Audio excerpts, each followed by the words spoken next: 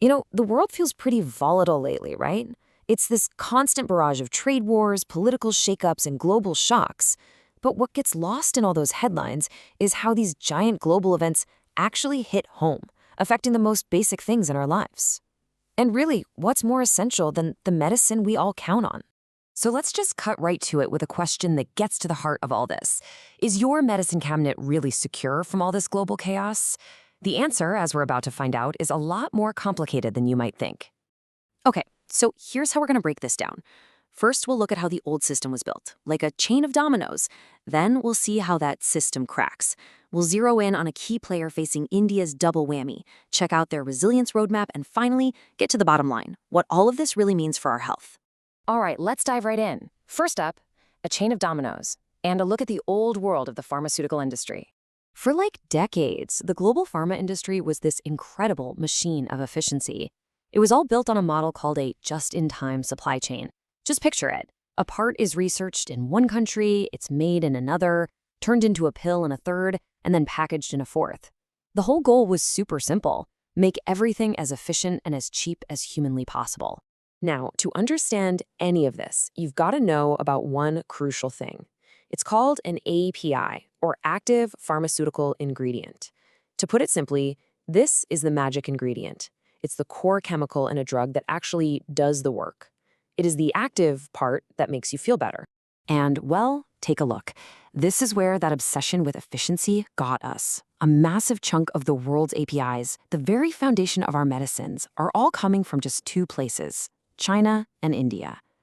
And that focus on efficiency created a huge, hidden, and frankly, pretty dangerous vulnerability. Which brings us right to our next section and where this all starts to become a really big problem. The system cracks, from efficiency to fragility. Yeah, this really sums it up, doesn't it? The model that was celebrated as just in time, so efficient, so cheap. Well, it suddenly becomes just too late the second a single link in that chain breaks. All it takes is one thing: a pandemic, a trade war, whatever, and the whole system can grind to a halt, leading to major drug shortages. And this fragility was a massive wake-up call for governments everywhere. Places like the US, Europe, Japan, they're all realizing how vulnerable they are. So now they're pushing hard for what's called reshoring, basically bringing drug manufacturing back home. The old global market is starting to splinter, costs are going up, and suddenly, geopolitical security is just as important as the bottom line. And all of this puts one country right in the eye of the storm. Section 3, India's double whammy, and the intense pressure on the world's pharmacy. You've probably heard this phrase before, right? India is the pharmacy of the world. And you know what? It's not an exaggeration. Not at all. Think about this. Over 20%, more than a fifth, of all the generic medicines on the entire planet come from India. For decades, they have been the undisputed champions of making medicine affordable for millions and millions of people. But here's the catch. For all its power in making finished drugs, India itself is incredibly dependent. A whopping 70% of its own key ingredients, its APIs, have to be imported from next door in China. That is a massive strategic vulnerability. So this is the double whammy. On one side, if China has a problem, India's entire pharma industry could just stop. But on the other side, its biggest customers in the West are now trying to make their own drugs, which could shrink India's market. So it's getting squeezed from both directions, with rising costs and way more competition. So what now? Is India's time as the pharmacy of the world over? Well, not so fast. Let's get into Section 4 and see how India plans to reinvent itself, the resilience roadmap. India is not just sitting back. They're going on offense. Here's their playbook. First, they're working to make their own APIs by pouring money into local manufacturing. Second, they're shifting from just copying drugs to actually inventing them with huge investments in R&D.